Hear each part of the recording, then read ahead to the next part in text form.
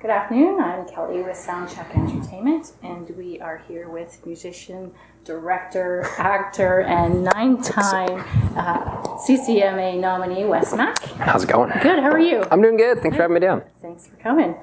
So you, like I said, you've been a busy guy, and it's not just music that I've started reading up on you about, but tell us a little bit about, how you got into music, and obviously 2013 became a big year for you. Yeah.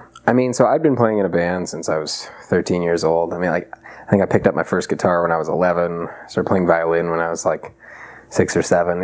It was always just something my dad was a musician, so there was always instruments around the house, and that was a big deal. I don't know, I started my first band when I was a little kid, and within 1 year of playing with those guys, I knew I wanted to do that for the rest of my life. Prior to that, I was definitely thinking professional hockey player, but at a towering 5'10" and on a good day, I don't know if I got the size for it. But seems to be a going professional.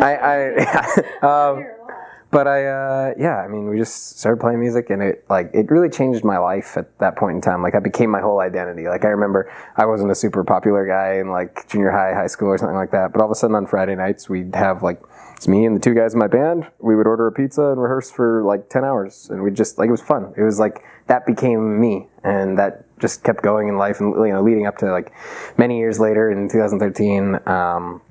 I'd spent about the year before that I kind of put the brakes on everything else I was doing and just spent a year writing and recording until I really found I had a song that all of a sudden started to open doors. And it was really cool to see that writing the right song at the right time, it was really the thing that changed everything. Rather than having to ask people to help or something, you just kind of press play and you let people hear it and see where it goes from there. And that sort of kicked off me having a music career. Mm-hmm.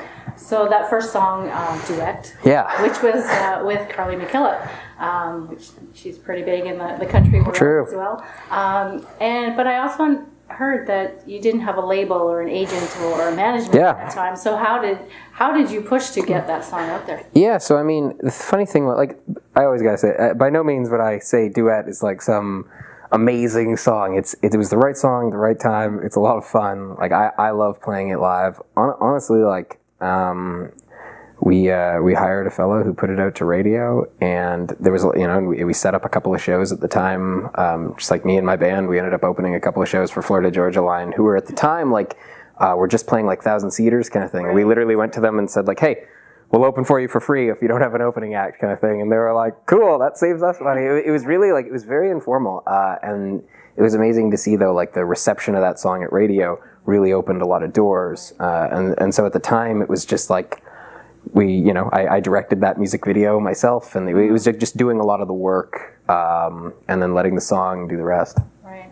So that song became top 10 on the country Billboard. You also won the grand prize for an international music competition. Yeah, which fortunately I remember finding out the morning that had happened.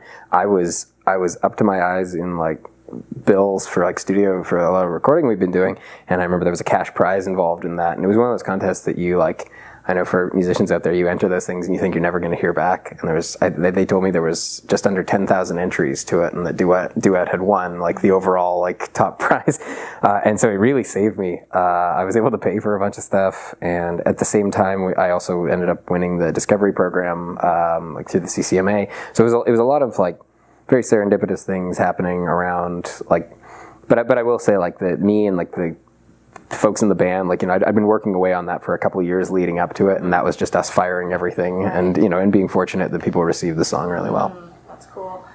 So 2014, you decided to go down to Nashville and spend a lot of time down there writing. So how does Nashville change your career? It's a really interesting place to go.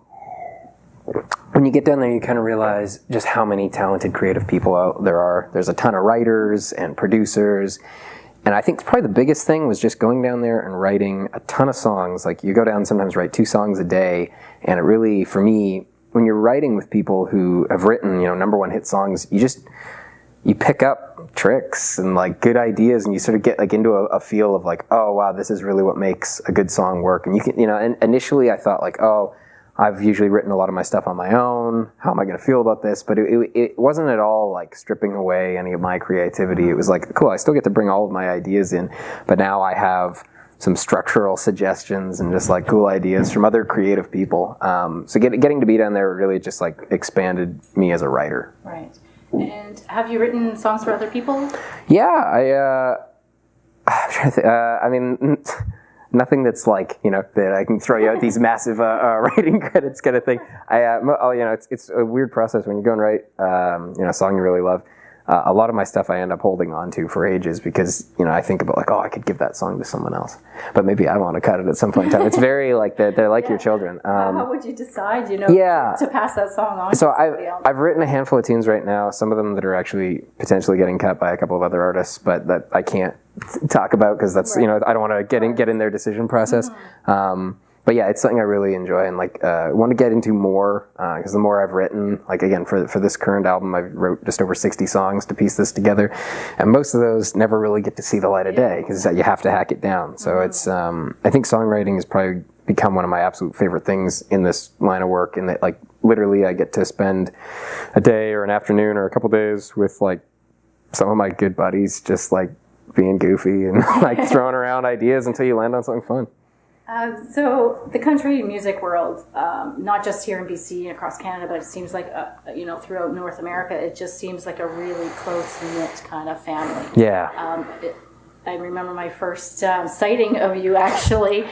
Wes Mack sighting. I like that. I did. It was like 2014. It was at the Roxy. I can't even remember who was playing. I'm thinking... Was I playing or was I just drinking? You were just in the audience. And I just looked over and went, wow, that's Wes Mack. And this is just me, first time really getting into country music. But just in being in this...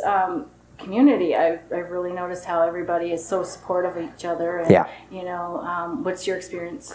Yeah, exactly what you're talking about. In that, like, when I first started putting stuff out, like when I put out Duet, I had no idea of like the community I was sort of stepping into at the time, and that like overall, I've met a ton of people that I get along really well with. A lot of them have become like some of my best friends, and like there's always going to be an element of competition. Of course. But I haven't felt that tremendously. Like more so, it's been like I'm happy to see these people. Like the CCMAs are a cool event where it's like you get to see a bunch of people that you only get to see once a year. A lot of the artists I know will compare it to like kind of going off to summer camp, and then you get 5 or 6 days hanging out with these people, and a lot of times you don't get to see those people again for a whole year because like when you're touring around, you don't necessarily get to see a lot of the like other artists a lot because you're technically filling the same hole. Like so, if you're playing a show, probably your artist buddy is not going to be there unless you're billed on the same thing. Like festivals are kind of cool for that, and that you get to, it's like a small summer camp.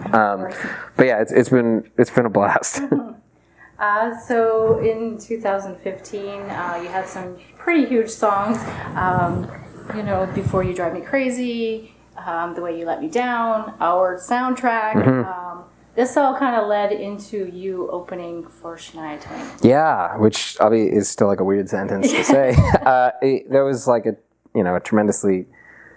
It was the most fun thing I've ever gotten to do in my music career. It was like a real highlight, and obviously, like everyone, I loved her growing up. I listened to a lot of her stuff. So to get to like go on tour and not only go on tour and open, but like get to sing with her every night, get to do Party for Two, and find out as well that she is superbly a nice person. Her band were all spectacular. Her crew was tremendously helpful to us. I have no complaints. It was like it was just a lot of fun. It was like there are a few moments on that where I got to look out at the crowd, and I remember my dad before the tour he'd set me aside, 'cause he's a musician as well, and he said like, hey, remember when you're dealing with all the craziness of this and you're caught up in it, like to take a minute or just even a second from every show and make sure you look out at the crowd and you take like a mental image of that, because like you're gonna have that for the rest of your life, and you'll kick yourself if you don't. And I'm really glad he said it, because oftentimes like I remember the first show we did in Seattle with her, I was on such an adrenaline. I to this day I remember walking up the ramp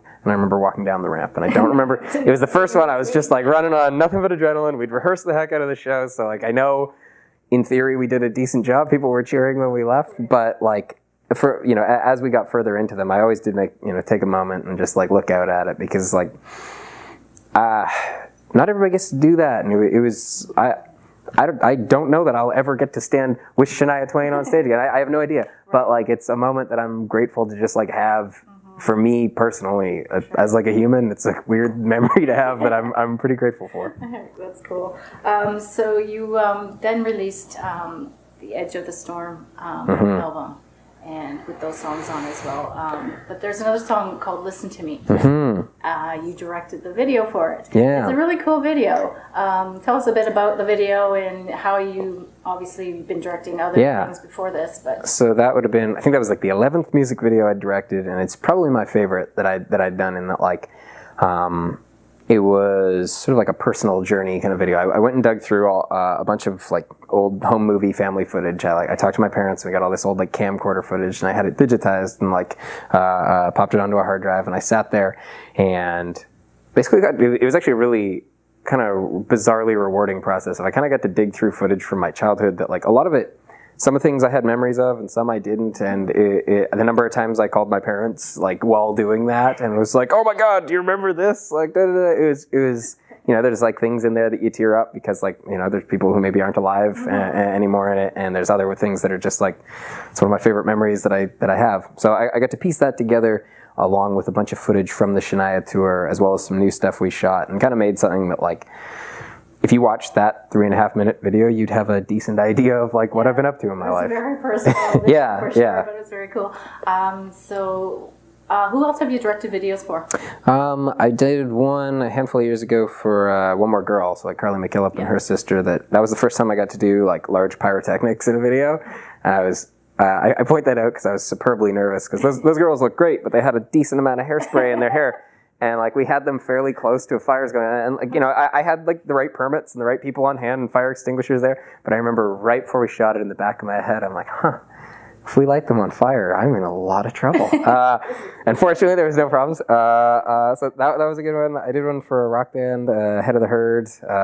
They'd come out with they were the first Canadian indie rock band to put out like a #1 song in Canada. So I did a video for them, and I've done a couple more for an artist friend of mine named Lydia Hall. A lot of the videos that I've done have ended up being mine, which is like a curse and a blessing in that you get to take a song that you've written and, you know, put the visuals on it, and I love getting to do that. It's like the final icing on the cake. You also are, like, I'm probably wearing too many hats and get a little too close to it at times. Like, I love directing videos for other people. It's just like the time commitment. I've sadly had to pass on a lot of them because I like to have a good month to do like pre-production and shoot it and edit it, and like there aren't many months in my life where I'm like, I am free and easy for the next month. So I think I might do a little, there's one that I might do this year, but like, it's just, I don't know, it's another fun area to create. It's really similar to songwriting, bizarrely, in that you're just telling a story and you're finding a way that, like for a music video, you have 3.5 minutes to make people feel something, whether that's like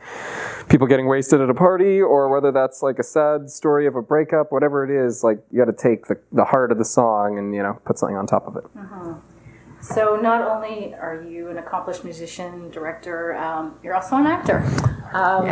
And most recently, I just watched the Power Ranger movie, which was really fun. I'm not nice in that movie. I know, I'm a mean guy. I was really surprised.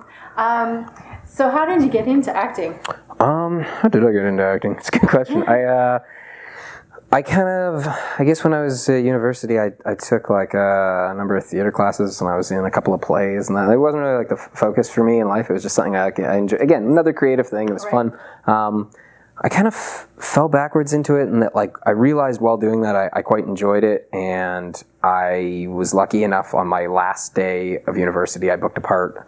I had one line on the Vampire Diaries, and all of a sudden I realized like, oh, this is another thing I can go after. So I took a bunch of acting classes and like really dove into that, and just over the years have been like fortunate and to show up and audition for a number of things and make my way in. I mean, it's I don't know if it's probably more complicated than that, but it like you just kind of pick away at it. It's similar to music in that like I've been playing music for 3/4 of my life or something like that.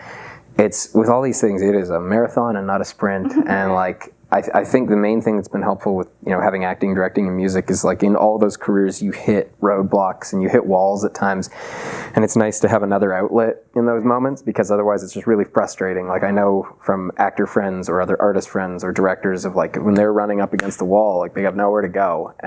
I like that I have somewhere to sort of decompress off of things because I find just slamming your head into the wall, that's how people end up like given up on what they're doing, or just having a bad time with it. So it's, again, I've been lucky to have acting as well as another place that I can create stuff. Do you have anything new coming up? Any shows? This next year, I shot a film this past year with Liam Neeson. It's a movie called Hard Powder, and I don't know the release date of it, but it's going to be sometime in 2018. And it is going to be nuts. It's like, I don't want to say a ton about it, but it's like it's sort of set up as like a black comedy, but it's like very intense. He's just great to work with. Like he is every bit as good when you're with him in the room as, like, I mean, I grew up watching a lot of Liam Neeson movies and had like a huge amount of respect for him, and it was like such a relief in the same way with Shania, actually, of that, like when you meet someone like that that's sort of on a pedestal, that they're really nice. And he was a very humble dude, just like hung out with the crew on set. He didn't have like a special chair for him or anything. He was just sitting on a bench beside me, like talking about whatever, and then was great on set as well. So just like a super fun experience. Now, this Friday, you have a new song being released into the world. Tell us a little bit about that song. Yeah, so House on Fire comes out Friday, and it was, again, like I wrote probably just over 60 songs. Basically, following Edge of the Storm, I had this record that effectively had changed my life, and I didn't want to just rush, like go, okay, let's write some stuff real quick and start putting this out, because there's definitely a temptation to do that and just try and ride the wave of the last record, and I that felt wrong for me, and that like I'd spent so much time getting the songs together for Edge of the Storm. I wanted to give this the same time, so I, in a combination of writing down in Nashville and up in Canada, wrote about 60 songs. We recorded 36 demos. It was nuts.